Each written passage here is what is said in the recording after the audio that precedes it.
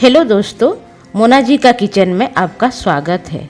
ये केक बनाने के लिए ना आपको बटर का ज़रूरत है ना आपको ओवन का ज़रूरत है।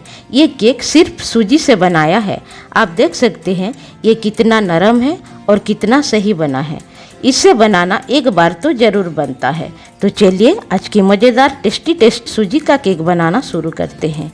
अगर मेरी रेसिपी आपको अच्छी लगती है तो वीडियो के नीचे लाइक का बटन क्लिक करें और चैनल को सब्सक्राइब करना ना भूलें।